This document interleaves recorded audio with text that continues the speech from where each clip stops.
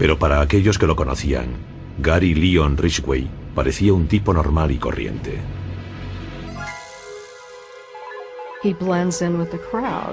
Se confundía con la multitud.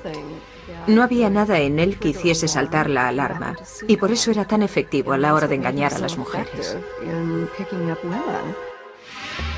Gary Ridgway es de lo mejorcito cuando se trata de matar. La mayoría de los asesinatos se resuelven en un par de días, pero Ridgway salió impune durante décadas. El asesino de Green River.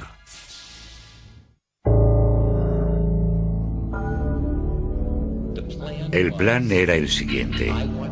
Quería matar a todas las prostitutas que pudiese. Creía que podría matar a tantas como quisiera sin ser detenido.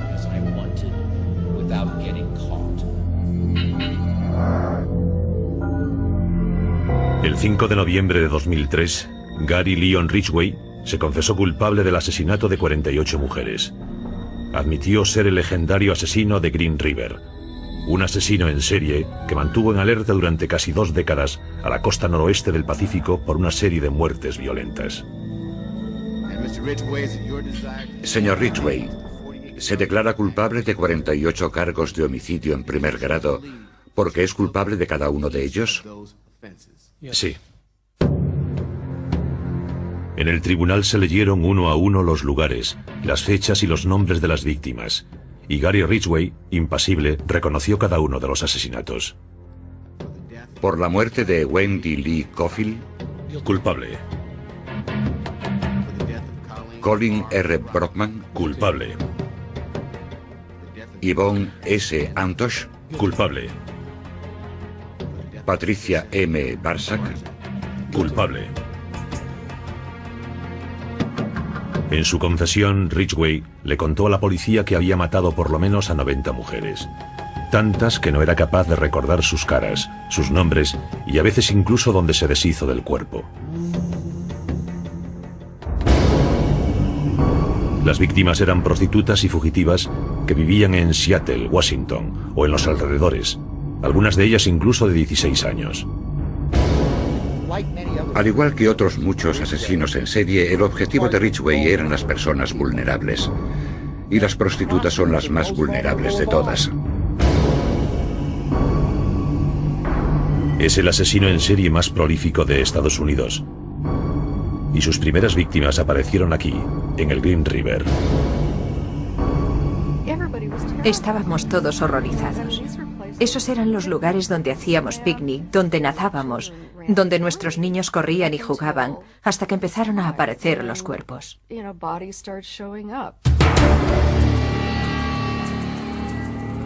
Todo empezó el 15 de julio de 1982, cuando 2 niños descubrieron un cuerpo desnudo flotando bajo el puente Peck. Se llamaba Wendy Lee Cofield, una chica de 16 años que se había escapado de casa y que había sido estrangulada. 4 semanas después apareció flotando boca abajo en el río el cuerpo desnudo de una mujer a la que habían estrangulado, Deborah Bonner. Una vez que comenzaron los asesinatos, empezamos a hacer suposiciones.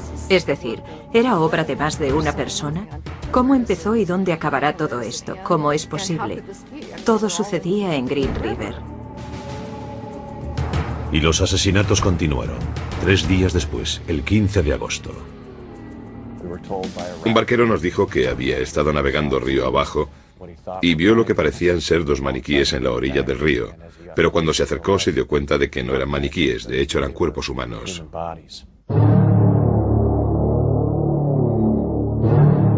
Se trataba de Cynthia Haim y Marcia Chapman. Estaban sumergidas hasta el pecho, atadas a unas piedras. Ambas habían sido estranguladas. Pero lo que realmente me sorprendió fue la mano de Marcia Chapman. Uno de sus brazos estaba desatado y ondeaba en el agua, como si me estuviese diciendo: socorro, estoy aquí.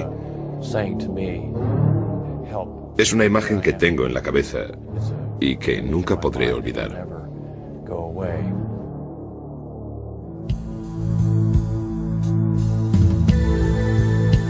Cuando el detective principal, Dave Reicher, descendió al lugar donde estaban los cuerpos, se encontró con otra víctima tirada sobre la hierba. se llamaba Opal Mills. En aquella época, Reicher no sabía que las pruebas que había en esas escenas ayudarían a capturar al asesino de Green River casi 20 años después. Cuando las víctimas empezaron a aparecer en el río, Ridgway estaba solo a unos minutos de allí, trabajando en la Kenworth Trunk Company de Seattle. En el año 1982 ya llevaba trabajando allí 11 años. Gary era pintor, hacía los dibujos en los camiones con cinta adhesiva. Era un trabajo que requería destreza y precisión. Era el puesto ideal para Gary Ridgway. Era meticuloso. Le gustaba asegurarse de que todo estaba perfecto. Perfecto para él. Muchos de sus compañeros de trabajo opinaban que había algo en Gary Leon Ridgway que no era del todo correcto. Cuando pasaba una mujer, todos nos quedábamos mirándola. Pero él tenía algo oscuro en la mirada, se quedaba como ensimismado. Sin embargo, nadie sospechó lo diferente que Gary Leon Ridgway podía llegar a ser en realidad. Entre el otoño y el invierno de 1982, nadie en Seattle tenía ni la más mínima idea de la identidad del asesino de Green River, a pesar de que se escondía a simple vista entre ellos. Era una persona muy poco llamativa hasta que se descubrió que había matado a docenas de mujeres, y ahí residía parte del secreto de su éxito. Su apariencia y su comportamiento eran como el de todo el mundo, y no se comportaba ni se parecía a nadie en particular, así que pasaba desapercibido sin levantar sospechas. Incluso 20 años después, a muchos amigos y vecinos aún les seguía costando hacerse a la idea. Es la clase de persona a la que podías acercarte para darle un abrazo y decirle: hola Gary, ¿qué tal? Pero si la policía hubiese sabido más sobre la vida de Gary Ridgway, empezando por su infancia, no se sorprendería de que este hombre trabajador y cabeza de familia fuese el asesino de Green River.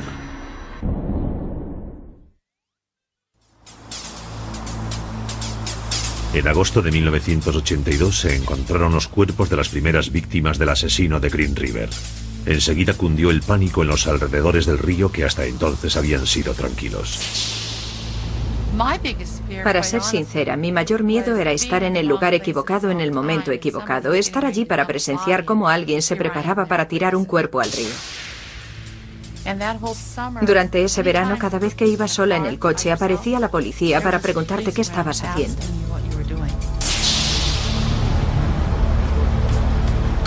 La investigación principal de los asesinatos fue llevada a cabo por la policía del condado King en Washington, junto con otros servicios locales de ejecución de la ley. Supieron que se trataba de un asesino en serie cuyo objetivo parecía ser los transeúntes que trabajaban en La Franja, una zona de mala fama próxima a la autopista del Pacífico Sur, que va desde SeaTac hasta Seattle. Eran las víctimas perfectas. Se subían en el coche y lo hacían con discreción porque no querían que las descubriese algún policía de la secreta que podría estar observando. No querían que las descubriese la patrulla de la policía que vigilaba la zona. Por eso, como las víctimas actuaban siempre así, se convertían en blancos fáciles. A finales de 1983 habían aparecido 13 cuerpos y 2 docenas de mujeres estaban desaparecidas. Algunas de ellas habían sido vistas por última vez subiendo a una furgoneta. La policía seguía todas las pistas, incluso una que los condujo a Gary Ridgway por primera vez. Desapareció una mujer joven de nombre Marie Malvar. Un testigo dijo que la había visto subir a una furgoneta que más tarde vio aparcada en la casa de Ridgway. La policía lo interrogó y él los convenció de que no era su hombre. Su comportamiento era sencillo y no inspiraba miedo. Podías estar a su lado en la cola de la tienda y nunca se te pasaría por la cabeza que era el asesino de Green River. La vida de Ridgway tuvo un comienzo de lo más normal. Nació en Salt Lake City, Utah, el 18 de febrero de 1949. Fue el segundo de los 3 hijos de Mary y Thomas Ridgway. En 1960 la familia se trasladó al estado de Washington. Se instalaron en una casa pequeña de 3 dormitorios en McMicken Heights, que ahora pertenece a la ciudad de SeaTac. Nuestro vecindario era como un barrio de obreros. Había muchos niños que iban al colegio y jugaban todos juntos. El padre de Ridgway era conductor de autobús de la compañía Metro, que hacía la ruta de la autopista del Pacífico Sur hasta Seattle. Atravesaba la infame franja donde Gary encontraría a la mayoría de sus víctimas algún tiempo después. En casa, los Ridgway parecían la típica familia de las afueras. Al padre de Gary le encantaba montar mercadillos de garaje, mientras que su mujer era una gran jardinera. Le encantaba trabajar en el jardín, saludaba con amabilidad con aquel sombrero suyo de paja. Siempre andaba por fuera arreglando los árboles, podándolos o haciendo cosas por el estilo. Pero Ridgway desvelaría más tarde otros recuerdos de su madre. Mojaba la cama hasta que se convirtió en un adolescente, y aún se acuerda de su madre lavándole los genitales. Desarrolló un deseo sexual muy intenso hacia ella, mezclado con la humillación. Contaba que la observaba mientras tomaba el sol y que tenía fantasías sexuales con ella. Y casi al mismo tiempo, el señor Ridgway afirmaba que odiaba a su madre y que la quería matar. La mayoría de los asesinos tienen muchas fantasías en su vida, en las que mezclan la sexualidad y la violencia. Por eso llegan a creer que no pueden tener una sin la otra. La primera vez que matan puede ser incluso por diversión. Ese parece ser el caso de Ridgway, que perpetró un intento de homicidio. A la edad de 16 años se acercó a un niño de 6 que estaba jugando a indios y vaqueros. Ridgway lo llevó engañado a una zona boscosa. Una vez allí sacó una navaja y lo apuñaló. El niño se quedó muy asustado y el señor Ridgway, según contó el crío, dijo lo siguiente: solo quería ver lo que se siente cuando matas a alguien. Acto seguido se marchó riéndose. El niño sobrevivió, pero nunca identificó a Ridgway, quien admitió haber disfrutado con otros comportamientos aberrantes. Confesó que le encantaba el fuego y también que había asfixiado a un gato. Cuando asistía al Instituto Tai, Ridgway podía parecer cualquier cosa menos una persona peligrosa. De hecho, le causó una gran impresión a una de sus compañeras. Me caía bastante bien. Incluso se podría decir que por aquel entonces sentí algo por él. Lo que más recuerdo de Gary es su sonrisa y sus ojos. Cuando sonreía le salían hoyuelos y le brillaban los ojos. Ridgway no era un buen estudiante. Sus notas estaban llenas de suspensos. Tenía un cociente intelectual por debajo de 80 y tuvo que repetir curso 2 veces. Ridgway se relacionaba con otros adolescentes en el local del club de la comunidad, donde celebraban un baile cada sábado. Pero en una ocasión tuvo una pelea con un chico de la escuela. En realidad se meó por la pierna de mi hermano en la zona de descanso. Gary lo insultó y mi hermano le pidió que retirara el insulto. Gary se giró y le meó por la pierna. Mi hermano le pegó, así que nos echaron a patadas del baile y esa noche tuvimos que volvernos temprano para casa. En junio de 1969, Ridgway se graduó en el Instituto Tai a la edad de 20 años. En agosto de ese mismo año se alistó en la Marina.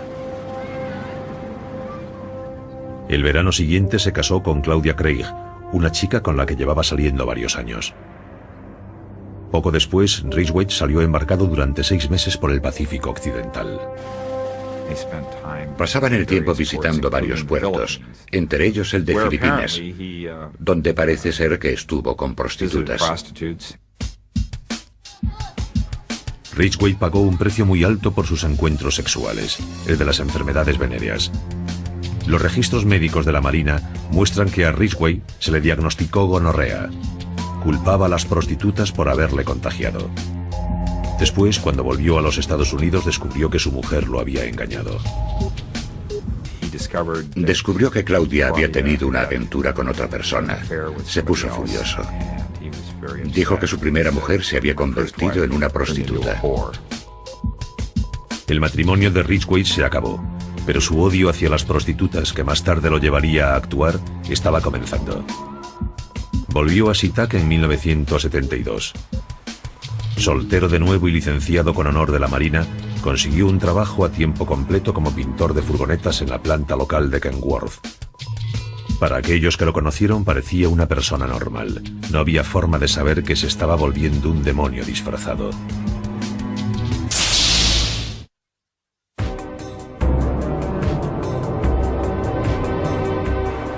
En 1972, Gary Ridgway todavía se estaba convirtiendo en un asesino. Se había descarriado cuando era joven, pero por lo que saben los investigadores aún no había cometido ningún asesinato. Los detonantes que convertirían su vida en la de un asesino en serie todavía no estaban completamente colocados, aunque sí lo estarían unos cuantos años después. En la investigación para entender a un asesino en serie, estudiamos mucho lo que le había ocurrido al asesino cuando era pequeño. Pero ignoramos algo, su etapa de transición hasta convertirse en un hombre adulto y de mediana edad. Con 22 años, Gary Ridgway todavía estaba pasando un bache emocional. Había vivido un divorcio muy amargo de una mujer que consideraba una prostituta. Estaba enfadado, pero eso no quiere decir que quisiese estar solo. Quedarse en casa sin una mujer a su lado no era el estilo de Gary. Cuando la gente piensa en un asesino en serie, tiende a pensar en un hombre solitario que no es capaz de tener una relación y que no puede mantener un trabajo a tiempo completo. Pero la verdad es que es justo lo contrario y Ridgway es el ejemplo perfecto. Tan solo unos meses después de que Claudia y él se divorciasen, ya había encontrado a otra persona. Conoció a una mujer llamada Marcia Winslow en un conocido local para solteros muy popular. Al cabo de un año, Gary y Marcia ya eran marido y mujer. Ella satisfacía sus necesidades. Al principio era muy servicial, cocinaba para él y le proporcionaba actividad sexual cuando él quería. Disfrutaban del sexo en cualquier parte. En especial al aire libre, en el grandioso escenario del oeste del estado de Washington. A Gary le gustaba practicar el sexo al aire libre en diversos sitios a lo largo del Green River, en el campo y en diversos lugares de las autopistas. Simplemente salía de la carretera para practicar sexo. Más tarde esos lugares le servirían para deshacerse de las mujeres que mataba. Pero en aquel momento la vida de Gary Ridgway parecía respetable. Todo cambió en 1975 cuando Marcia dio a luz un niño al que llamaron Matthew. Al señor Ridgway no le hacía demasiada gracia tener un hijo.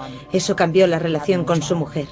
Ella dejó de estar disponible para él y además hubo un periodo de tiempo durante el cual ella no podía mantener relaciones sexuales. Algún tiempo después, cuando pudieron mantener relaciones, su comportamiento empezó a cambiar. Lo que en su momento fueron jugueteos divertidos junto al río, se convirtieron entonces en unos encuentros escalofriantes. Tenía la costumbre de acercarse sigilosamente por detrás y asustarla. Parece ser que en algunas ocasiones sus jugueteos preliminares consistían en estrangularla, como él decía. La agarraba por el cuello y lo oprimía para cortarle la respiración. Marcia se marchó y pidió el divorcio. Si Gary Ridgway pensaba que su vida estaba acabada cuando se rompió su primer matrimonio, cuando Marcia rompió con él se sintió incluso peor. Años después le diría a la policía que la pérdida de Marcia fue un punto sin retorno. Pensó que había estado equivocado. Dijo que debería haberla matado, y parece ser que fue después de todo esto cuando comenzó la violencia. Ridgway afirmaba, si hubiese matado a mi segunda mujer, nunca habría matado a esas prostitutas. En realidad estaba intentando castigarla. Es fácil no creerse la afirmación de Ridgway. La gente cercana al caso cree que habría matado tarde o temprano de todas formas.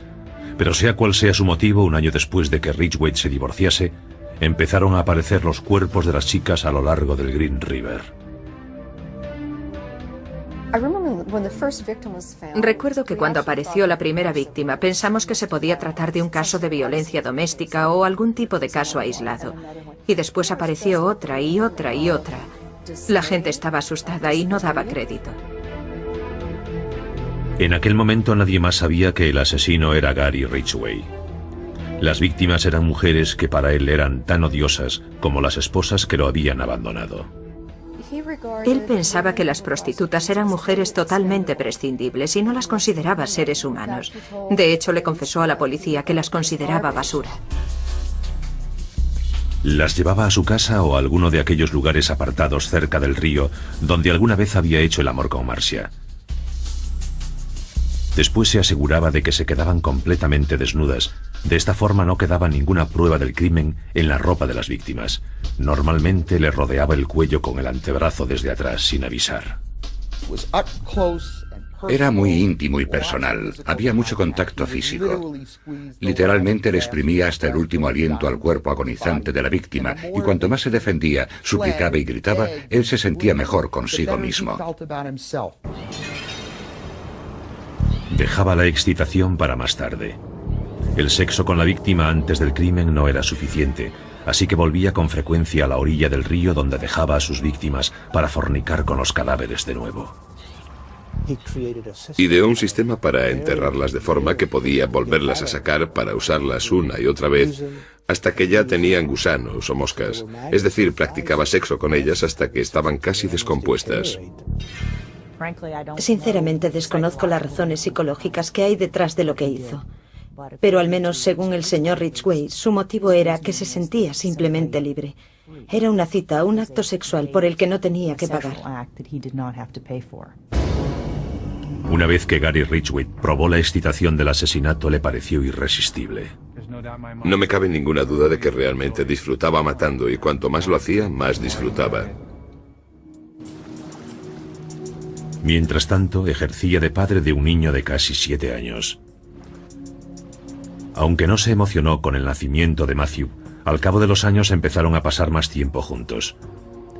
Después del divorcio tenía a Matthew un fin de semana de cada 2 y se aprovechaba desvergonzadamente de él para atraer a sus víctimas.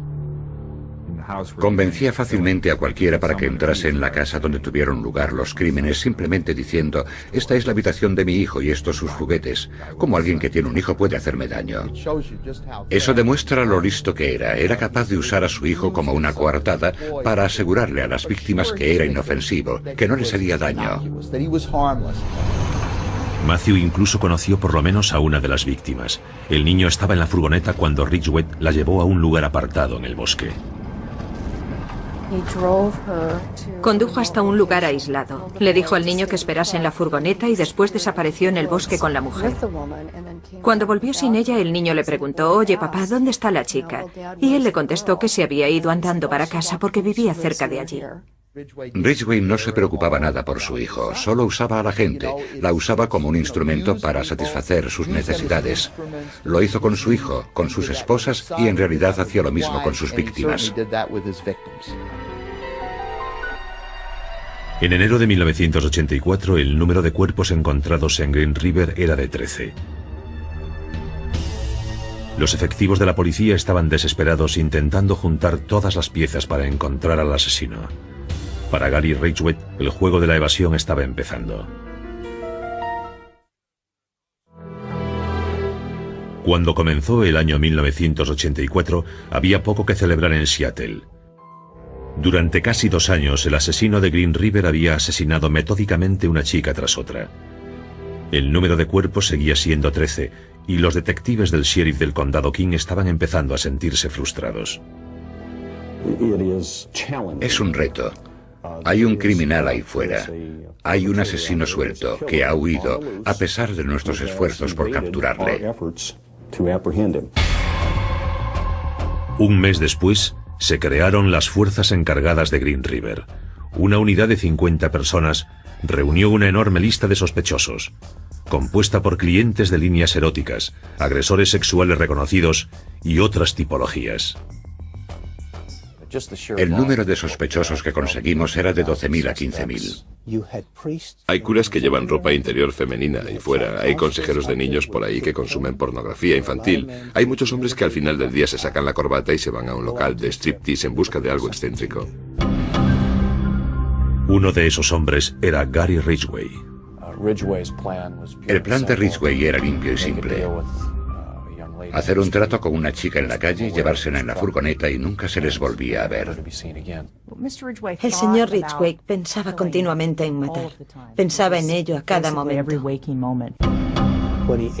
Cuando comía, cuando dormía, es probable que incluso mientras hacía el amor con su mujer pensaba continuamente en matar y en abusar de alguna mujer en el bosque. Así era su día a día. Y una vez que llevaba sus pensamientos a la práctica, En mi opinión, era una máquina de matar perfecta. No tenía conciencia y disfrutaba de lo que hacía. Era un juego y ganaba él. uno de los pasatiempos que usaba Ridgway para despistar a la policía consistía en repintar con frecuencia las diversas furgonetas que usaba para sus viajes a la franja. Con la esperanza de acabar con la tendencia ganadora del asesino, los miembros de la policía querían meterse en la cabeza de un asesino en serie. Incluso consultaron la opinión de otro asesino en serie prolífico, quien una vez acechó en la costa noroeste del Pacífico, Ted Bundy. Nos escribió una carta en la que decía: ¿por qué no venís a hablar conmigo? Creo que puedo ayudaros a entender la mente del hombre del río. Así era como llamaba a Ridgway. Dijo que era probable que le gustase la pornografía, la caza, el poder y la autoridad sobre sus víctimas, y que volvería para mantener relaciones sexuales con los cadáveres. Nos dio un punto de vista interior que no habíamos tenido en cuenta antes. Lo cierto es que la posición de algunos de los cuerpos llevó a los investigadores a sospechar que el asesino de Green River volvía a visitar los cadáveres en busca de sexo. Algunos de los cuerpos que se encontraron tenían piedras colocadas dentro de los genitales, pero Ridgway no dejaba pistas reales tras él. Cada vez que se descubrían los restos de una presunta víctima suya, los investigadores estudiaban cuidadosamente la escena del crimen para recoger pruebas, en busca de la pista más diminuta. ¿Qué buscábamos? Pues cualquier cosa. Una posible transferencia de cabellos, restos de pintura, cristal, tejidos. Ya lo ven, cualquier cosa.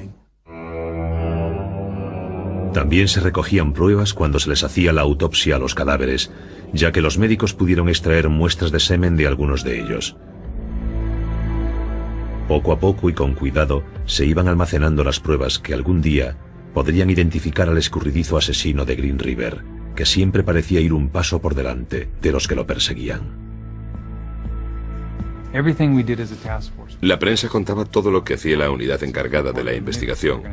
En las noticias contaron que íbamos a poner vigilantes y él escogía un lugar para dejar a su víctima y después escogía otro diferente para la siguiente.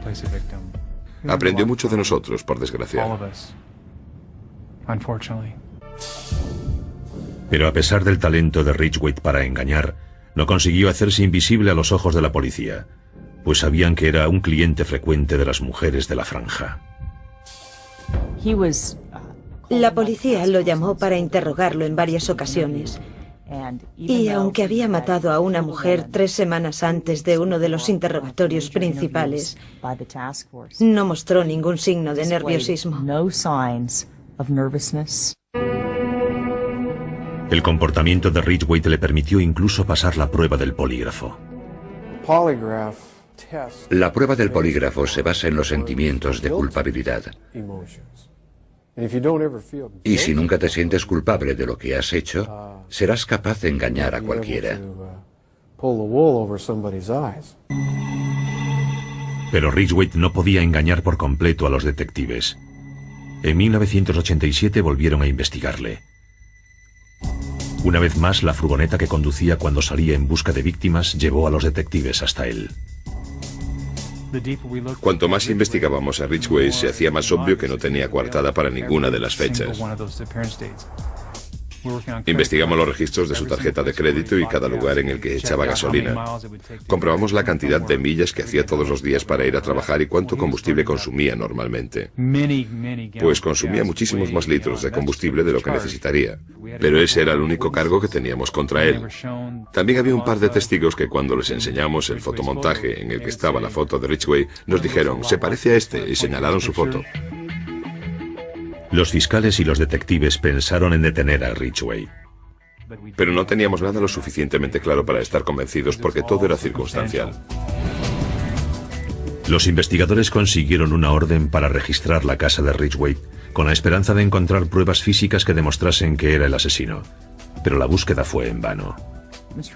El señor Ridgway era simplemente muy bueno en lo que hacía. Mató a todas las mujeres en su habitación. Normalmente, en cuanto acababa de matarlas, quitaba las sábanas de la cama y las echaba a lavar incluso antes de recoger el cuerpo de la mujer para sacarlo de la escena del crimen. Así que básicamente no dejaba nada tras él. Gary Ridgway engañó a la ley una vez más.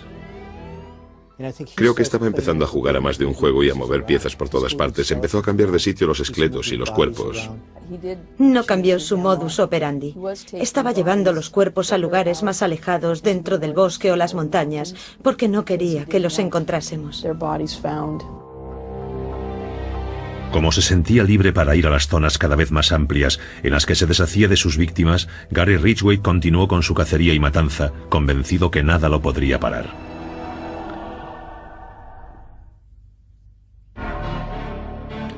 En 1988 habían muerto más de 40 mujeres, víctimas de lo que se empezaba a conocer como los asesinatos de River Green. El asesino, Gary Ridgway, seguía suelto. Llegados a este punto, Ridgway no solo conseguía engañar a la policía, sino que era capaz de esconder su conducta asesina de tal modo que otra mujer aceptó casarse con él. Ridgway se casó con su esposa número 3, Judith Lynch, en 1988. Cuando llegaron aquí por primera vez estaban recién casados. Tenían un brillo especial en los ojos, siempre estaban sonriendo y siempre estaban contentos. Nunca los veía separados. Pero el amor y el matrimonio no acabaron con el insaciable deseo de matar de Ridgway. Siguió asesinando mientras se las arreglaba para mantener a su mujer en la ignorancia. Podía ser Gary Ridgway el marido, y cuando salía en la furgoneta se convertía en Gary Ridgway el asesino. Cuando volvía a casa se convertía otra vez en el marido. Nunca le dio a su mujer ninguna razón para pensar que llevaba otra vida. Tenía una carrera de asesino que mantenía oculta a los demás. Y por otro lado tenía el resto de su vida en la que era padre, marido y trabajador. Los trabajadores de la planta de camiones de Kenworth, donde Ridgway había trabajado durante años, tenían el presentimiento de que estaba escondiendo algo. Después de todo, sus compañeros sabían que la policía lo había interrogado a mediados de los 80. Vivimos la experiencia de tener que trabajar junto a él pensando, podría ser él o podría no serlo. Algunos pensaban que era él y otros pensaban que no.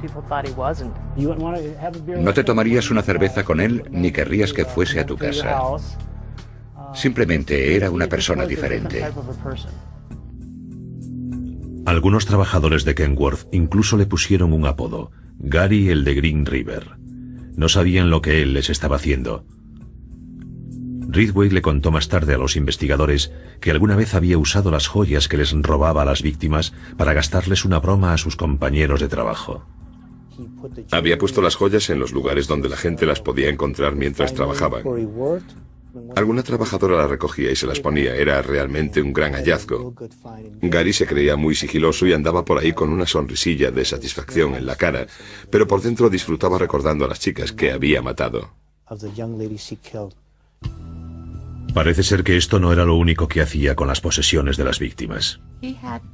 Hacía en el garaje mercadillos inmensos y siempre tenía montones de cosas. El colmo es que siempre me llamaba la atención que tenía un montón de joyas, un montón de bisutería de chica y muchos pares de zapatos. Gary Ridgway estaba seguro de que tenía a los vecinos, a los compañeros de trabajo, a la policía y a todo el mundo completamente engañados. Durante un tiempo pensaba que estaba ganando la partida y que se decía, lo estoy haciendo muy bien. De hecho, lo hacía tan bien que los investigadores de la policía se vieron obligados a bajar el ritmo. Aunque Ridgway seguía matando, cada vez aparecían menos cuerpos. A medida que el caso se prolongaba sin ninguna resolución, la unidad encargada de la investigación se hacía cada vez más y más pequeña. En 1990 solo quedábamos 5. Yo lo dejé en abril de 1990 y quedaron 4. En 1992 solo quedaba Tom Jensen. Lo mantuve vivo en la mente de la gente tanto como pude. Empezaban a perder la esperanza, hasta que la tecnología moderna les dio a los investigadores la ayuda que necesitaban desesperadamente.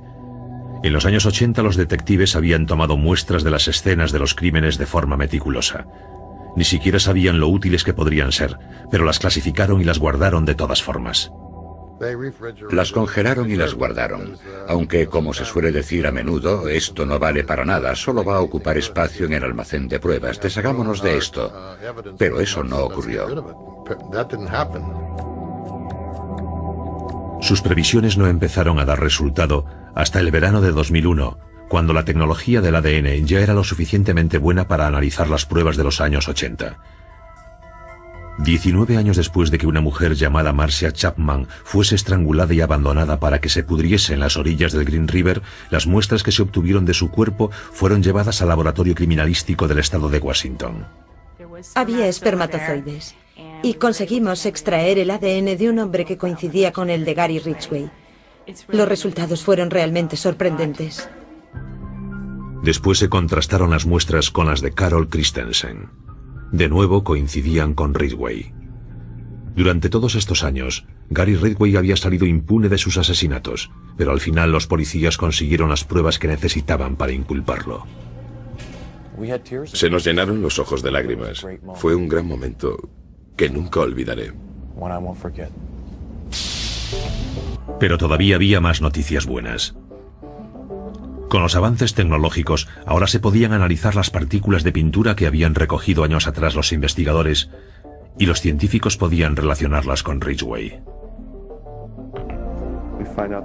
Descubrimos que había pintura en spray con una composición química idéntica al material que Gary Ridgway usaba en la planta donde trabajaba. Tenía partículas de pintura sin saberlo en el coche y en su casa, y las víctimas estuvieron en el coche y en la casa y también tenían partículas de pintura. Eso era algo en lo que Ridgway no se había parado a pensar. Las muestras de pintura coincidían a la perfección. Con las pruebas en la mano, la unidad encargada del caso acabaría enseguida con el imperio del terror de Gary Ridgway. Durante más de 20 años, Gary Ridgway encontró un placer perverso asesinando a docenas de mujeres y saliendo impune. Se convirtió en el asesino en serie más prolífico. El chico insignificante que suspendía en la escuela encontró la satisfacción de despistar a todo un ejército de investigadores. No lo capturamos cuando lo tuvimos en el 87, tampoco cuando lo interrogamos en el 84 y en el 83. Así que teníamos la sensación de que nos estaba ganando la partida. Pero el 30 de noviembre de 2001 se terminó el juego para Gary Ridgway. Las pruebas de ADN lo relacionaban con 4 de las víctimas de Green River y fue arrestado en su casa. Uno de mis vecinos llamó a mi puerta y me dijo, ¿sabes a quién acaban de arrestar?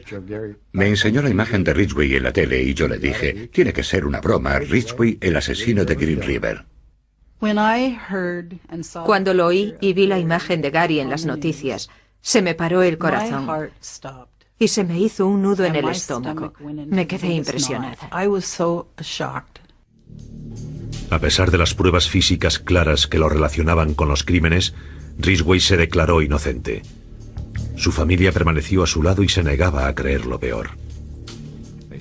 Sus hermanos, sus esposas, su hijo lo visitaban todas las semanas. Estaban convencidos de que se trataba de un error, de que Gary no había hecho eso.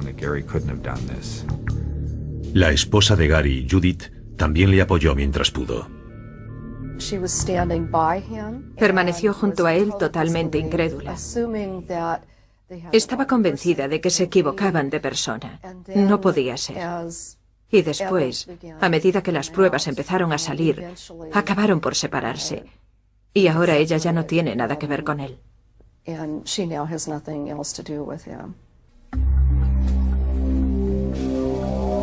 El 5 de noviembre de 2003, desaparecieron todas las dudas sobre la culpabilidad de Ridgway. Se declaró culpable del asesinato de 48 mujeres. Había hecho un trato para colaborar en la investigación y les proporcionó más información sobre las víctimas y los lugares en donde estaban los restos. Haciendo eso se libró del juicio y de una posible condena a muerte. Señor Ridgway, ¿cómo se declara por el primer cargo de homicidio en primer grado de Wendy Lee Caulfield? Culpable. Señor Ridgway, ¿cómo se declara por el segundo cargo de homicidio en primer grado de... Culpable. Culpable. Culpable. Es como si no tuviese ningún tipo de remordimiento por lo que había hecho. Había matado a tanta gente que ni se acordaba de quiénes eran. Me parecía imposible que alguien pudiese matar a toda esa gente y no se acordase de ellos. También les pareció imposible a los familiares indignados de las víctimas que hablaron en el tribunal cuando fue condenado a cadena perpetua sin libertad condicional el 18 de diciembre de 2003. Has dicho que el recuerdo de las mujeres que te has llevado se ha desvanecido, pero el nuestro no. Dices que ellas no significaban nada para ti, pero lo eran todo para nosotros. Era una madre, una esposa y una hermana, y la echamos de menos. Gary Ridgway se quedó allí sentado con cara de piedra mientras los familiares de las víctimas lo maldecían e insultaban. Es un animal. Le deseo una muerte lenta, dolorosa y cruel. Va a ir al infierno porque es un demonio. Poco después se derrumbó la fachada de frialdad cuando el padre de una de las víctimas lo sorprendió con una dosis de humanidad. Señor Ridgway, aquí hay gente que le odia. Yo no soy uno de ellos.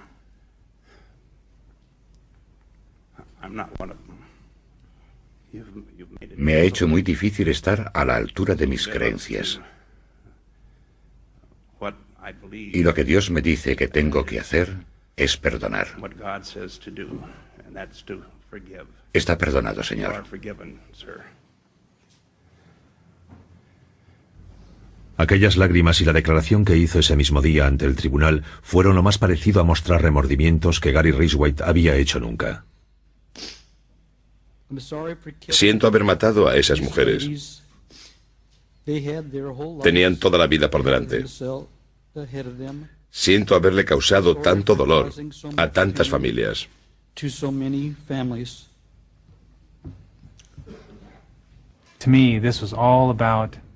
Todo eso era por las víctimas y por la devastación que provocó, pero no por él. Se merecía morir por lo que hizo. Pero eso no le solucionaría nada a las víctimas. No era ninguna victoria. Simplemente nos alegramos de que parase.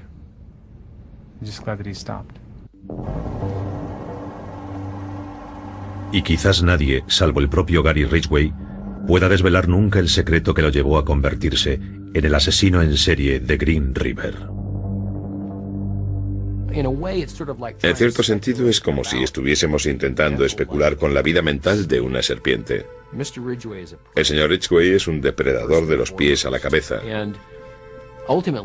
Y al final, por lo menos desde mi punto de vista, la explicación más coherente de por qué mataba es simplemente porque podía.